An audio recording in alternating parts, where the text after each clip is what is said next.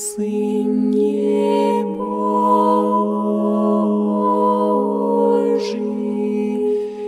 помилуй мя грешного,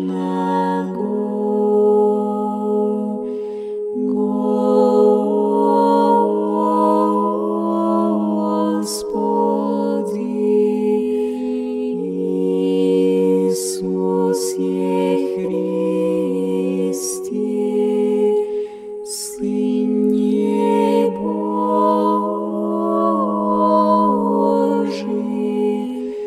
помилуй мя грешного.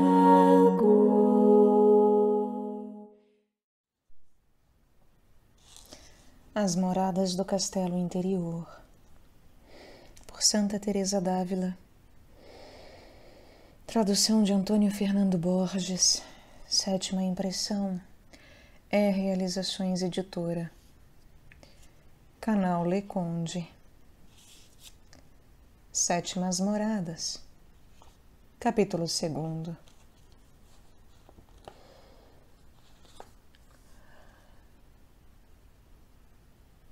Vamos tratar agora do divino e espiritual matrimônio. Embora esta imensa graça não se cumpra com perfeição enquanto vivermos, pois, se nos afastássemos de Deus, este imenso bem se perderia. Na primeira vez em que Deus concede esta graça, Sua Majestade quer mostrar-se à alma por uma visão imaginária de sua humanidade sacratíssima, para que ela compreenda bem e não ignore que está recebendo um dom tão soberano. Para outras pessoas, será de outras formas.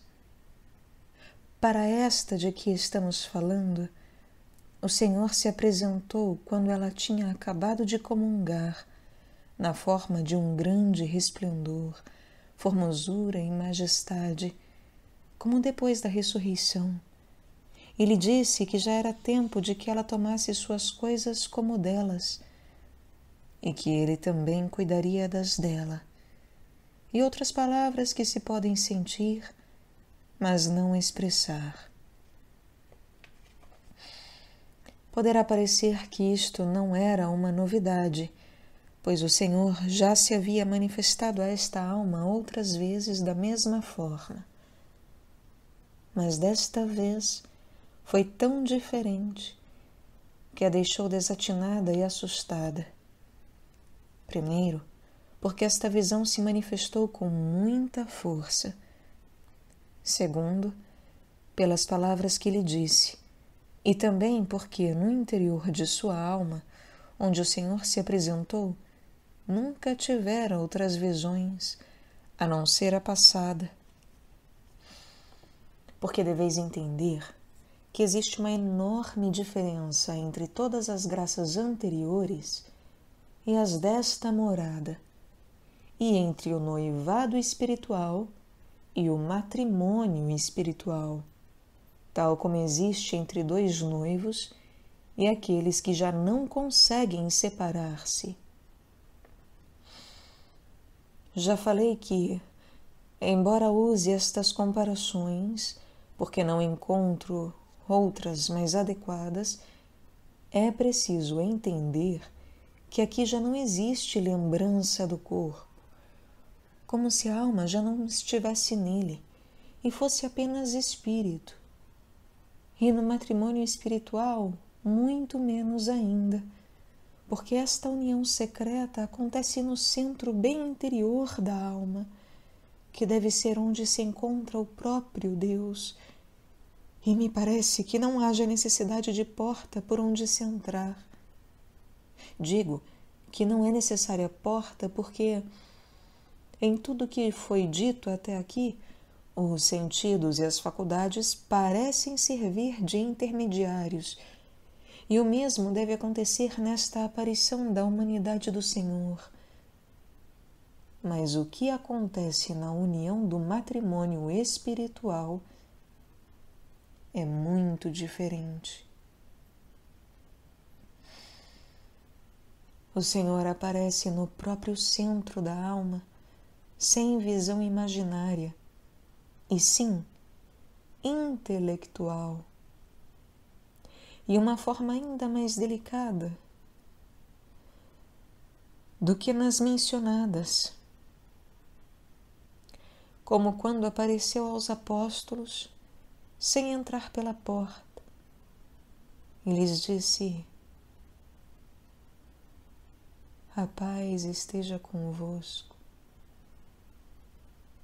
pax vobis.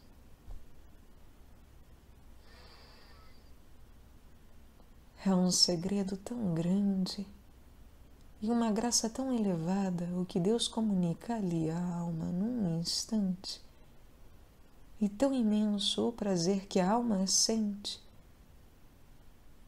que não sei a que comparar isto.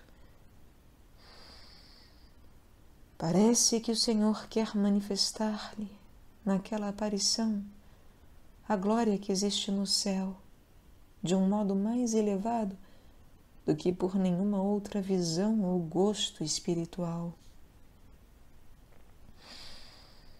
Só se consegue dizer que, até onde se pode entender, a alma, quero dizer, o espírito desta alma, torna-se uma só coisa com Deus, pois, como Ele também é Espírito, Sua Majestade quis mostrar o amor que sente por nós, dando a entender a algumas pessoas até onde chega este amor, para que louvemos Sua grandeza. Porque quis a tal ponto unir-se com a criatura que Ele já não quer separar-se dela, como os esposos que já não podem se separar. O noivado espiritual é diferente, pois muitas vezes eles se separam, e a mesma coisa acontece na união, ainda que a união signifique juntar duas coisas em uma, pois elas podem separar-se e restar cada parte por si, como vemos frequentemente, pois esta graça do Senhor passa depressa, e depois a alma fica sem aquela companhia, quero dizer, sem ter consciência dela. Mas nesta outra graça do Senhor, o matrimônio espiritual, nesta não, porque a alma sempre fica com o seu Deus naquele centro.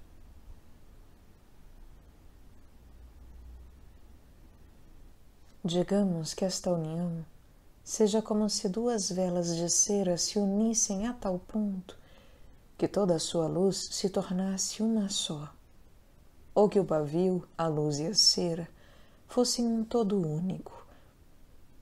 Mas depois se pode perfeitamente separar uma vela da outra, ficando duas velas, ou separar o pavio da cera. Aqui, e como água caindo do céu em um rio ou uma fonte, onde tudo se torna água, já não se conseguirá dividir nem separar qual é a água do rio ou a que caiu do céu, ou como um pequeno arroio que entra no mar, não havendo jeito de se separar, ou como se num aposento houvesse duas janelas por onde entrasse uma grande luz que, embora entre dividida, torne-se uma só luz. Talvez seja isto o que São Paulo está dizendo. Quando se une ao Senhor, torna-se um só espírito com Ele. Refere-se a este matrimônio soberano, onde se pressupõe que Sua Majestade se aproximou da alma pela união espiritual. E São Paulo também diz: para mim, o viver é Cristo e o morrer é lucro.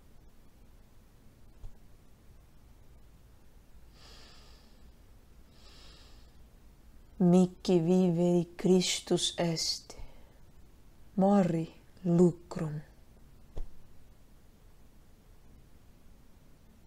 Assim me parece que a alma também pode dizer, porque é onde morre a pequena mariposa de que falamos, e com um imenso deleite, porque sua vida já é Cristo.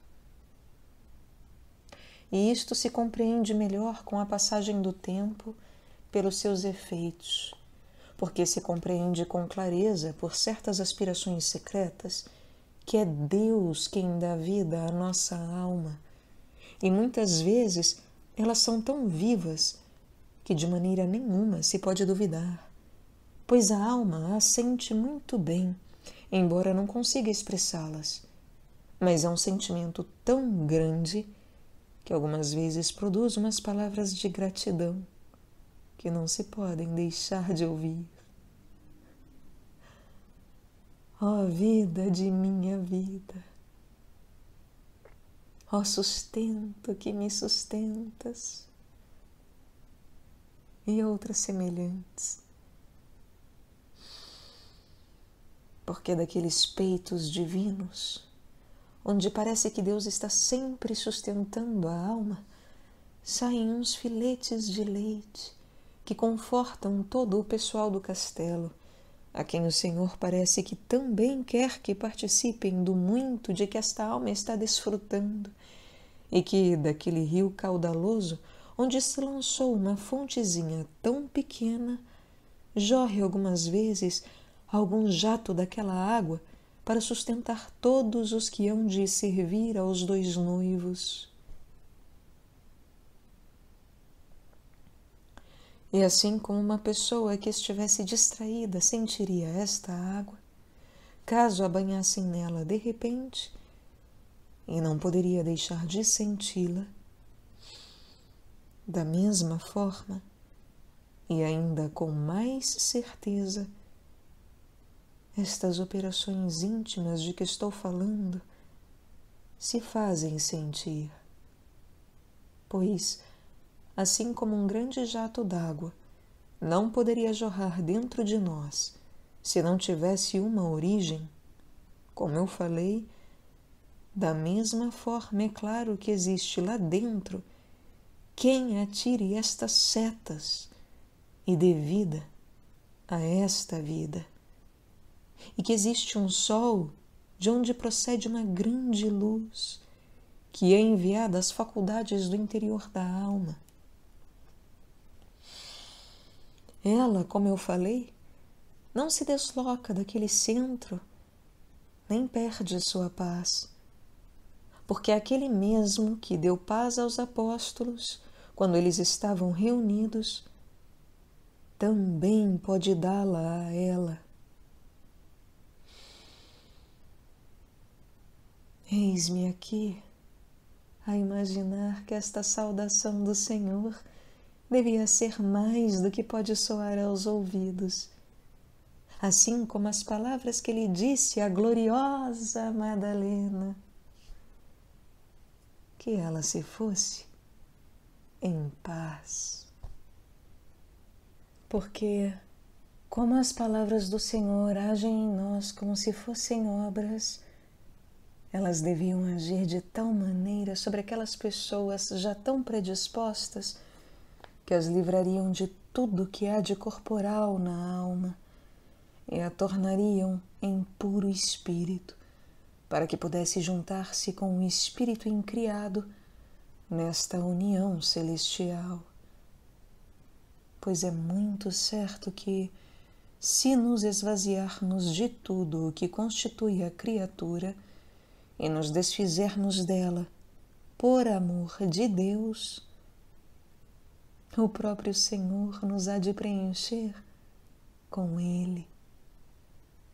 Assim como certa vez, rezando por seus apóstolos, não sei onde, nosso Senhor Jesus Cristo disse-lhes que fossem uma só coisa com o Pai e com Ele.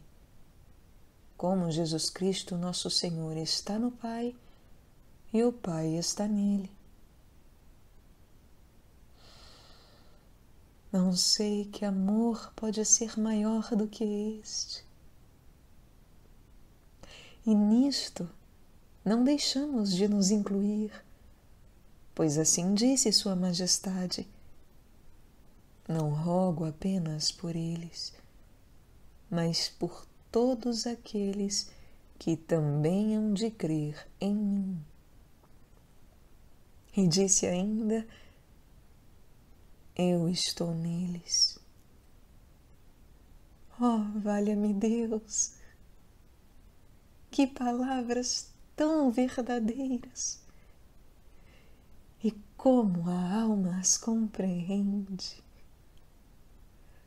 Pois nesta oração ela vê por si mesma. E como todas nós a compreenderíamos se não fosse por nossa culpa?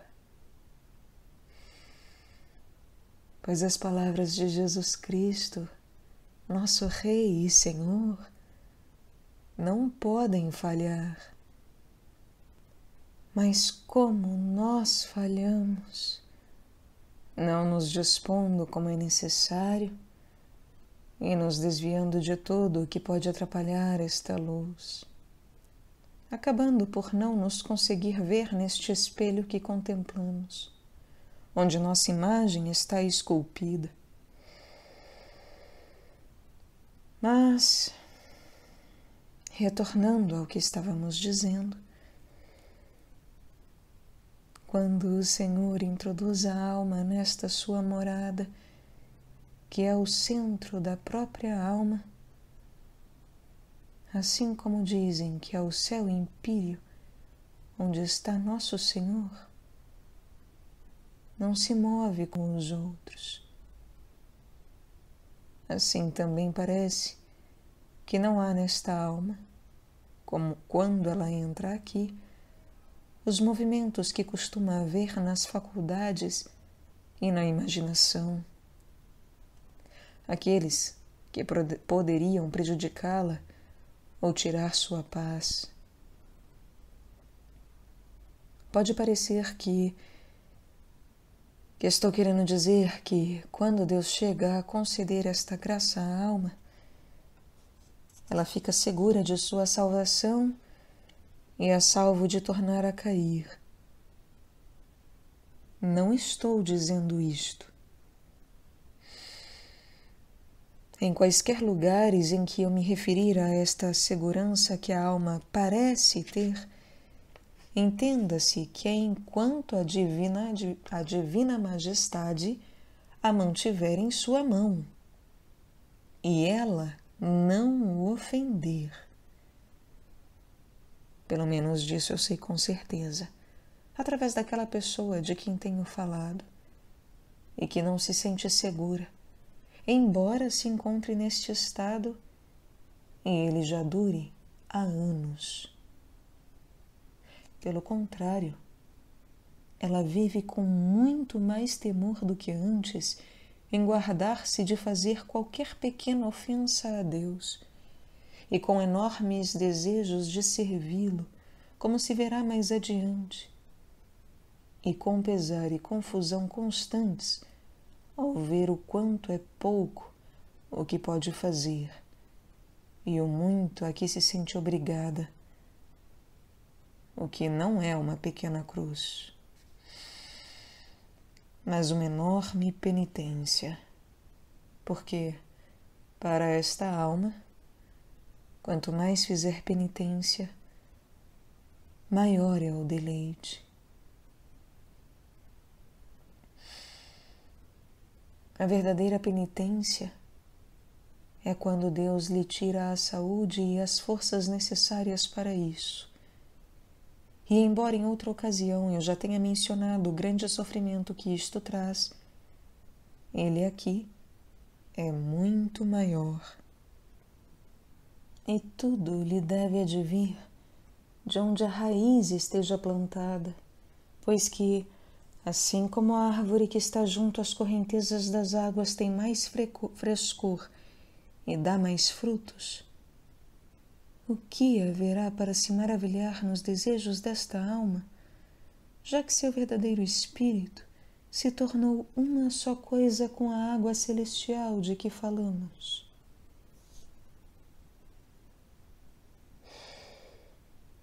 Voltando ao que eu estava dizendo, não se entenda que as faculdades, sentidos e paixões se encontram sempre nesta paz.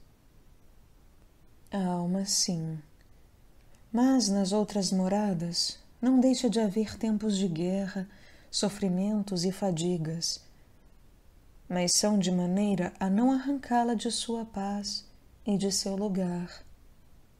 Isto é o mais frequente. Este centro de nossa alma, ou este espírito, é uma coisa tão difícil de se descrever e até mesmo de crer, que chego a temer, irmãs, por não conseguir fazer-me entender, que vos cause alguma tentação de não acreditar no que estou dizendo. Porque dizer que há sofrimentos e penas, mas a alma permanece em paz, é uma coisa difícil.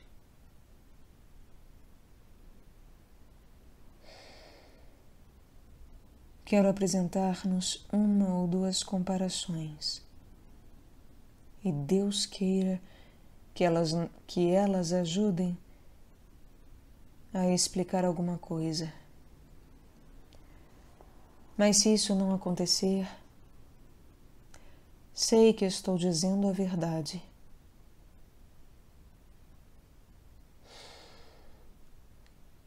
Digamos que um rei está em seu palácio e que há muitas guerras em seu reino e muitas coisas penosas. Mas nem por isso ele deixa de se manter em seu posto. O mesmo acontece aqui. Ainda que nas outras moradas haja muitas barafundas e bestas peçonhentas, ninguém entra na última, nem consegue tirar a alma dali. Nem mesmo as coisas que ouve, embora lhe causem algum pesar, não chegam a lhe causar alvoroço ou tirar sua paz, porque as paixões já foram derrotadas, de maneira que tem medo de entrar ali, porque sairão ainda mais submissas. Dói-nos o corpo inteiro, mas se a cabeça está sã, não é porque o corpo dói que ela doerá. Estou rindo comigo destas comparações, que não me satisfazem, mas não sei de outras. Pensai o que quiserdes. É verdade isso que eu disse.